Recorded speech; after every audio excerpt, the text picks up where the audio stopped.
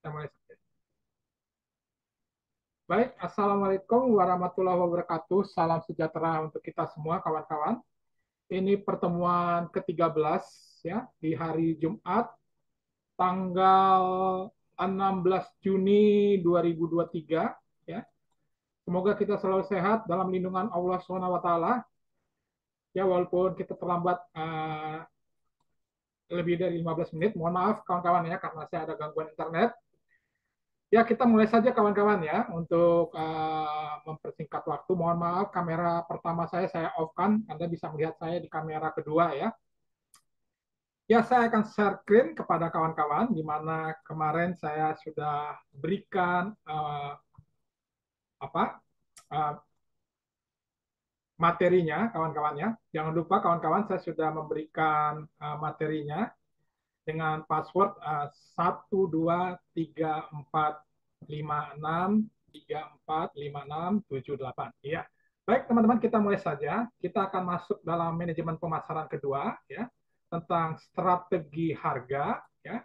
Semoga dalam pertemuan ke-13 ini kita masih tetap semangat ya. Ya, teman-teman, ini nanti ada tugas terakhir ya, tugas keempat adalah tugas terakhir kawan-kawan ya. Mau dikerjakan dengan baik. Ya, kita mulai saja kawan-kawan. Ya, manajemen pemasaran kedua dan tugas terakhir kita ya, tanggal 16 Juni 2023 pertemuan ke-13. Tentunya nanti teman-teman mohon on kamera kalau bisa nanti pas absen ya. Ya, kita masukkan Bang Jajang. Oke, Bang Jajang silakan masuk. Ya, oke, oke. Iya, oke. Silakan masuk ya. Ya, teman-teman, dalam uh, pertimbangan dalam penetapan harga, tentunya nanti di sini nanti kawan-kawan Anda sebagai manajer marketing ya atau sebagai bisnismen, sebagai pengusaha. Selamat malam Bapak Jonggi. Oke, terima kasih Bang Jajang Nasrullah. Sehat-sehat selalu Bang Jajang ya. Nah, kawan-kawan sebagai bisnismen, manajer manajer marketing ya, tentunya kawan-kawan harus memikirkan penetapan harga jual produknya secara tepat ya. Tentunya tepat dalam arti tidak asal-asalan ya. Artinya harga ini sesuai nggak dengan pendapatan atau kemampuan masyarakat yang Anda jual kepada konsumen tersebut ya di wilayah tersebut ya. Dalam hal penetapan harga ya ada rumusnya adalah cost plus ya atau biaya plus yang diformulasikan, artinya harga jual sama dengan biaya pokok tambah margin keuntungan ya. Kita ambil contoh saja lah kawan-kawan yang lebih mudah ya.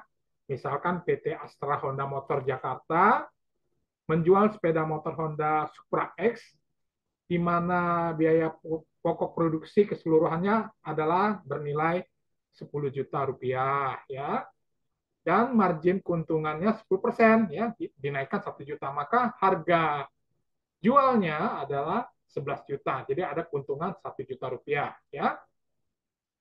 Nah, selanjutnya kawan-kawan kita lihat lagi iya. Nah, selanjutnya penetapan harga berdasarkan markup, formulasinya adalah harga jual sama dengan harga beli tambah markup ya, dinaikkan ya. Misalnya contoh sepeda motor Supra X di mana harga jual pabrik Honda Jakarta sebesar 11 juta yang tadi saya katakan, maka pada harga distributor ke toko Honda Makassar ya, dinaikkan lagi jadi 1.500.000, maka didapati harga konsumen sebesar di Kota Makassar adalah 12.500.000 ya. Jadi ada perbedaan antara harga misalnya di Jakarta dengan harga di Kota Makassar. Ini contoh ini ya, contoh mudahnya ya. Tentunya ada penilaian kenapa kok harga di Kota Makassar lebih mahal ya. Tentu mungkin dinilai dari pengiriman barang lewat kapal laut ya. Lalu ada biaya-biaya penurunan barang dari kapal laut ya, atau biaya antar dan sebagainya ya. Itu misalkan ya. Nah, di sini markup berbicara merupakan kelebihan harga jual di atas harga belinya. Cara ini memang sering digunakan oleh para pedagang distributor. Dengan demikian, keuntungan dan biaya-biaya yang telah terjadi diambil dari markup tersebut ya. Jadi ada keuntungan di Kota Makassar ya dengan menjual sepeda motor Honda Supra X yang diambil dari Jakarta dibawa ke Kota Makassar, Sulawesi, harga dinaikkan karena ada biaya-biaya kos-kos ya atau biaya-biaya lain yang harus dipenuhi yaitu pengiriman, penurunan barang dari pelabuhan atau berbagai hal biaya-biaya yang harus dikeluarkan ya. Baik, selanjutnya kawan-kawan, kita lanjutkan lagi. Iya. Nah, kawan-kawan, dasar harga persaingan ada beberapa hal ya. Pertama, nanti kalau kawan-kawan ngambil manajemen skripsi marketing ya di buku-buku manajemen marketing ya, Philip Kotler ya. Pertama adalah going rate pricing. Ini berbicara harga jual yang ditentukan mengikuti terjadi dalam persaingan harga yang ditentukan pesaing untuk produk sejenis ya. Sejenis tapi sepertinya harganya beda-beda tipis ya. Saya nggak bisa sebutkan harganya ya. Misalnya harganya mungkin beda-beda tipis 300 atau 400 ribu atau 500 ribu ya. Misalnya persaingan yang sangat ketat kita lihat, misalkan Honda Beat ya, sepeda motor matic ya, bersaing dengan Yamaha Mio ya, bersaing dengan Suzuki Nexia ya, adalah persaingan motor matic ya. Kadang-kala untuk persaingan ini merebut hati para konsumen anak-anak muda ya. Lalu berikutnya sales bid pricing ya. Ini berbicara penentuan harga. Ini juga memperhatikan harga yang ditentukan oleh pesaing umumnya digunakan pada penawaran suatu pekerjaan menggunakan sistem lelang atau tender ya. Ini A dan B ya. Nah, kita lanjutkan lagi. Kadang-kala kawan-kawan ya, kita harus melihat ada kesalahan-kesalahan bisnismen atau pengusaha ya, atau juga teman-teman kita yang manajer keuangan atau manajer marketing ya, secara umum dalam penetapan harga dapat terjadi kesalahan-kesalahannya disebabkan pertama perusahaan terlalu berorientasi pada biaya ya, bukan pada pesaing. Ya, misalnya jam tangan Rolex ya, tentu berbeda dengan jam tangan Seiko ya. Tuh ada perbedaannya, gapnya akan kelihatan ya. Tentu produk jam tangan Rolex itu pasarnya ke masyarakat atas ya. Walaupun Seiko juga ada produk yang mahalnya ke atas ya, tapi akan terlihat perbedaan antara produk Rolex dengan produk Seiko ya, jam tangan Seiko ya. Lalu kendaraan mewah, misalnya kendaraan Mercedes BMW atau dengan persaingannya Wuling ya, tentu persaingannya akan terlihat ya. Artinya segmennya sudah terlihat dengan jelas ya ke konsumen mana ya. Oke ya.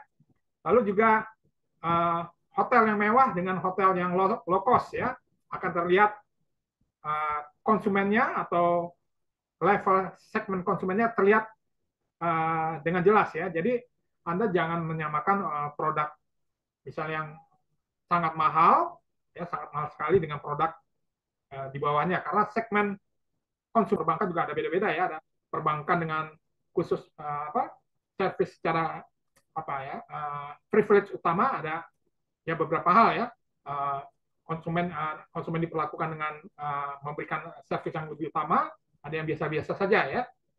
Lalu berikutnya kawan-kawan, kedua menganggap harga merupakan variabel yang terpisah dari marketing mix ya. Hati-hati kawan-kawan ya, bukan merupakan unsur penting dari segi penentuan harga ya. Tentunya kawan-kawan harus ingat rumus margin atau rumus mencari keuntungan kawan-kawan adalah harga jual produksinya dibagi harga jual ya kawan-kawan ya. Lalu berikutnya, perusahaan menetapkan harga cenderung sama untuk semua jenis produk dan semua segmen pasar dengan produk pesaing ya. Misalkan sepeda motor merek A ya, merek A. Misalnya produk Anda 17 juta bersaing dengan versus produk motor B 16 juta 500 ya. Tentu Anda harus menceritakan apa perbedaannya, keunggulan Anda ya. Produk sepeda motor A ini yang Anda jual ini dengan produk B ini apa perbedaannya ya. Nah, ini sehingga konsumen bisa menilai produk Anda lebih unggul dibandingkan produk pesaingnya ya. Baik teman-teman, selanjutnya kita lihat lagi. Iya. Oke, nah strategi harga bagi produk baru. Pertama, strategi harga produk baru dengan jalan penetapan harga setinggi-tingginya atau market skimming pricing ya. Dengan syarat cukup banyak permintaan terhadap produk yang bersangkutan, artinya produk Anda laku ya. Oke ya. Produk Anda dengan produk Anda ya. Misalnya produk Toyota ya, orang ingat produk Toyota dengan berbagai jenis-jenis produknya, orang ingat ya produk Toyota ya. Harga tinggi tersebut diasumsikan karena harga tinggi tersebut diasumsikan tidak menarik bagi pesaingnya ya. Artinya pesaing tidak akan mau masuk ke harga yang tinggi ya, karena sudah jelas misalnya produk berkualitas Toyota ya, dia akan bermain di segmen harga yang lebih tinggi ya. Lalu Berikutnya ketiga, ya tadi satu, cukup banyak permintaan terhadap produk yang bersangkutan, artinya keinginan konsumen ingat terus ingin membeli produk Anda. Lalu kedua, harga tinggi tersebut diasumsikan tidak menarik bagi pesaing untuk masuk ke pasar tersebut, ya karena produk Anda sudah unggul, oke ya. Ketiga, harga yang tinggi diasumsikan superior, ya artinya ada hukum price quality relationship, ya artinya hubungan kualitas harga itu sangat penting, ya. Contoh misalnya PT Toyota Astra Motor dengan memproduksi berbagai jenis produk-produk mobil, ya saya nggak tahu ya, ada produk kendaraan mewah ya, segmen menengah, segmen bawah ya, berkualitas tinggi ya, sehingga bisa bersaing dengan produk-produk dari negara Eropa yang sudah lebih unggul ya. Nah ini kawan-kawan ya, contohnya ya, contoh yang lebih mudah misalnya PT Toyota Astra ya, kita sudah tahu kualitasnya sangat bagus sekali ya. Ya, kawan-kawan, kita lanjutkan lagi. Iya, oke. Penetapan harga serendah-rendahnya atau market penetration pricing dengan syarat pasar sangat peka sekali sehingga harga yang rendah mampu merangsang pertumbuhan atau permintaan pembeli potensial yang sama negara China ya, negara Tiongkok ya. Lalu berikutnya pengalaman produksi mampu menekan biaya produksi dan distribusi ya. Lalu berikutnya harga yang rendah tidak menarik bagi para pesaing ya. Artinya kalau harganya sudah turun ya, produk yang paling atas ya, yang lebih unggulan tidak akan turun ke bawah ya. Contoh kita lihat produk atau apa ya, alat-alat elektronik dari negara China ya, harga penjualan produknya baru terlihat harga lebih murah 15% daripada kendaraan bermotor buatan Jepang ya. Jadi produksi kendaraan motor dari negeri Cina, harga penjualan produk barunya terlihat harganya lebih murah 15% ya daripada kendaraan bermotor buatan Jepang ya. Ini bisa kita lihat ya, atau produk uh, alat telekomunikasi handphone, misalnya merek Xiaomi ya. Ternyata produk Xiaomi ini lebih unggul lagi ya Indonesia ini ya. Lalu berikutnya kawan-kawan, ya kita lanjutkan lagi. Nah, bisa kita lihat harga price ya, tinggi, sedang, rendah, kualitas, quality ya. Kalau tinggi tentu berbicara produknya mewah ya, premium ya. Jadi tidak akan bohong ya. Lalu kalau sedang artinya produk ini melakukan perang harga ya, perang perdagangan, penetration ya. Lalu barang yang berkualitas tidak akan menjual dengan harga rendah ya. Jadi tidak mungkin ya, impossible ya kawan-kawan ya. Lalu ada juga produk kualitas sedang ya, atau kalau tinggi mereka lagi melakukan overcharging ya, lagi mencari celah-celah ya. Lalu sedang, produk kualitas sedang KW2 ini melakukan average ya, rata-rata. Kadang-kala suka membanting harga ya, sehingga konsumen tertarik membelinya ya. Saya nggak usah sebutkan nama mereknya ya. Ini harganya diturunkan sehingga konsumen rame-rame membeli produk tersebut ya, sehingga menjadi good value ya, nilai yang bagus ya. Lalu kualitas rendah, kalau menjual dengan harga tinggi ya itu namanya rip off ya, yang halu, memaksa ya, mimpi ya. Lalu rendah, kualitas rendah dengan menaikkan harga sedang ya itu nggak mungkin ya, borak saatnya racun ya. Tetapi kalau produk mungkin kualitasnya rendah, KW4, KW5 ya, saya nggak usah sebutkan merek-mereknya ya, nanti sekali ya, kalau produk KW4, KW5 ya, artinya kalau menjual harga rendah akan menjadi cheap ya, value atau murahan ya. Tapi di sini kita belajar bagaimana produk-produk Jepang ya, produk-produk Eropa, produk China ya sudah mulai bangkit ya, sudah mulai meningkatkan kualitasnya. Nah, ini bisa kita belajar ya. Harganya sudah menuju harga ke arah harga premium ya. Oke ya kawan-kawan ya. Nah, nah selanjutnya kawan-kawan, mohon maaf saya batuk. Apa yang disebut barang mewah, kawan-kawan? Nah, di sini ada pernyataan dari Linda Ibrahim ya kepada Kumparan Woman ya Minggu tanggal 16 Januari 2023 bahwa produk mewah atau luxury product dalam definisi ekonomi adalah produk atau jasa yang permintaannya terhadapnya bersifat sangat elastis terhadap pendapatan ya. Contohnya misalnya pendapatan Anda naik 1%, permintaan akan naik 2% ya. Ini ucapan dari penulis konsultan bisnis Linda Ibrahim ya. Artinya kalau Anda peningkatan pendapatan akan meningkat, kawan-kawan ya, tentu ya keinginan memiliki barang yang lebih tinggi, barang yang lebih luxury ya, barang yang mewah tentu akan ini ya terpacu ya untuk meningkatkan keinginan memiliki suatu barang ya, apalagi diikuti dengan pendapatan salary Anda atau pendapatan gaji Anda ya. Nah, berikutnya ada pendapat lagi ya. Kita lihat lagi kawan-kawan. Nah, bagaimana menentukan barang dikategorikan barang mewah atau tidak? Dengan demikian dapat disimpulkan suatu barang digolongkan sebagai barang mewah apabila suatu konsumsi atau dibeli atau diingini ya oleh orang-orang tertentu ya. Artinya barang-barang mewah ini atau barang-barang mahal hanya dikonsumsi oleh orang-orang tertentu ya. Tetapi apakah bisa barang-barang yang dulunya mungkin tahun 70-an, 80-an dianggap kurang bermutu atau kurang bagus ya, bisa menjadi barang mewah ya melalui perjalanan bisnisnya step by step ya. Nah, kita bisa lihat produk Toyota Kijang ya, dulu namanya produk Toyota Kijangnya apa? Kijang Doyok, Kijang Kapsul, sekarang ada Toyota Kijang Premium ya. Sekarang menjadi kendaraan mewah ya. Toyota Kijang Venturer atau Toyota Kijang Zenix ya, kawan-kawan ya. Nah, jadi bisa terjadi ya barang yang awalnya tahun 70-an tidak dianggap ya, tahun sekarang bisa menjadi barang-barang atau kendaraan mewah ya. Nah, ini ya. Jadi dapat disimpulkan suatu barang digolongkan sebagai barang mewah apabila suatu barang dijual dengan harga mahal dan hanya dikonsumsi oleh orang-orang tertentu. Tentu orang-orang tertentu mengharapkan barang-barang yang mahal ini tentu dengan kualitas tinggi kawan-kawan ya. Nah, kita lanjutkan lagi kawan-kawan. Iya. Nah, tujuan penetapan harga penjualan itu satu perusahaan ya, itu udah pasti kawan-kawan ya. Anda menjual produk, menjual jasa, ya, artinya mengharapkan target pengembalian investasi atau tingkat penjualan keuntungan bagi suatu perusahaan ya. Kemana uangnya oke banget ya, bisa menjadi apa? Semangat ya untuk meningkatkan bagaimana menghasilkan cuan ya, keuntungan ya, atau menghasilkan profit ya.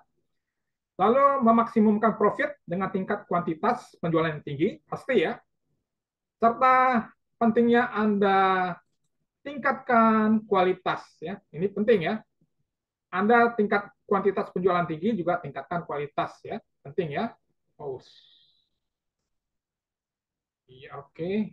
Maaf nih apa putus ya.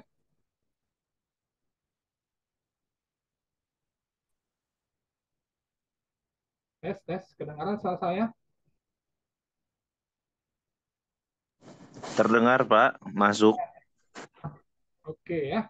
Kita lanjutkan lagi. Aduh, mohon maaf nih ini di layar monitor saya. Bentar, bentar kawan-kawan ya. Bentar kawan-kawan. Oke, di layar monitor saya nih agak ngeblank nih. Iya, oke ya.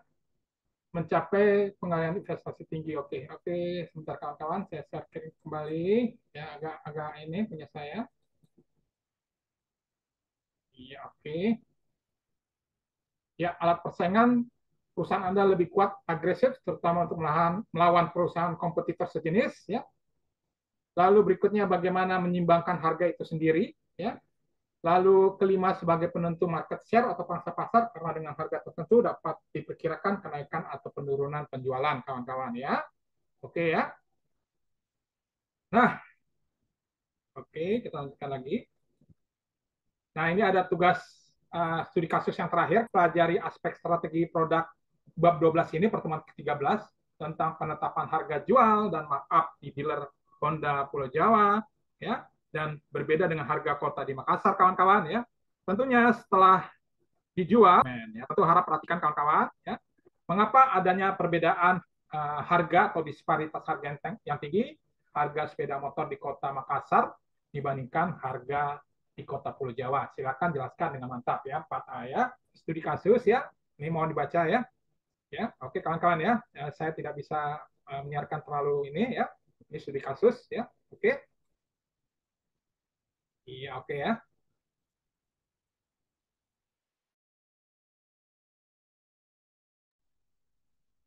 Oke. Iya. Nah, ya jawab ya. Ini tugas studi kasus yang terakhir ya, tugas studi kasus yang keempat. Nah, kirimkan jawaban Anda studi kasus ini ke email yang sudah ditentukan ya. Dikumpulkan bersamaan dengan ujian akhir semester ya. Tugas studi kasus ini saya lebih banyak pendapat pemikiran Anda ya, bukan pemikiran orang lain ya. Jadi saya harapkan mohon Anda tidak copy paste ya. Tolong Anda juga mengeksplorasi pemikiran-pemikiran Anda, ya, sehingga nanti kalau Anda mengambil skripsi manajemen pemasaran, ya, Anda sudah bisa memberikan gambaran atau memberikan pendapat, ya. Sebab ini berbeda dengan manajemen keuangan. Kalau teori keuangan sudah tahu rumus-rumusnya, ya. Kalau strategi pemasaran tentu lebih banyak studi kasus dalam lapangan pekerjaan yang Anda sudah geluti pada saat ini, ya. Dalam tugas ini dibutuhkan pendapat pemikiran Anda, kerjakan dengan baik dan mantap sehingga kita menang, kita berjaya, dan salam sukses, ya. Demikian teman-teman, pertemuan kita sudah 30 menit, semoga bermanfaat. Pertemuan ke-13, ya. Mohon open kamera, saya ini dulu, stop, ya. Oke, open kamera sebentar kawan-kawan, biar saya share screenshot sebentar kawan-kawan, ya. Oke, oke, ya. Ya, terima kasih Bang William, ya, pada hari ini sudah hadir, ya. Terima kasih kawan-kawan. Lalu Stella Natasha, terima kasih, ya. Lalu Bang Reinhard Renner, ya, sukses bisnisnya. Lalu Yori Setiawan, ya. Lalu Bang Jenudin, hati-hati di jalan Bang Jenudin, ya. Ulan Arianti, Yohana Dewi, tetap semangat. Jajang Nasrullah, Michael Joshua, Esa, Sarah, Nur Khalifa, Marisa, Surmadin Halwa, Nur Hanisa, Dewi Meliana, dan teman kita Bang Jonathan, ya. Demikian pertemuan ke-13, ya. Semoga bermanfaat, ya. Saya ucapkan terima kasih, dan besok malam minggu rukun-rukun selalu dengan pacarnya, ya. Jangan berantem-berantem, tetap setia menjalani hubungan kekasih sampai ke akhir, hubungan yang serius, ya. Oke. Demikian pertemuan kita ke-13, ya. Sukses selalu. Akhirul kata saya ucapkan wabillahi taufiq hidayah. Wassalamualaikum warahmatullahi wabarakatuh. Terima kasih teman-teman. Sampai jumpa minggu depan. Terima kasih. Salam sukses semuanya. Terima kasih, Pak. Terima kasih, ya. Sukses semuanya. Tetap semangat kawan-kawan. Tetap semangat. Terima kasih Pak. Malam. Terima kasih. Sukses selalu, ya. Sukses selalu. Terima kasih Pak. Oke, sukses selalu Bang Jajang. Sukses semuanya. Bapak.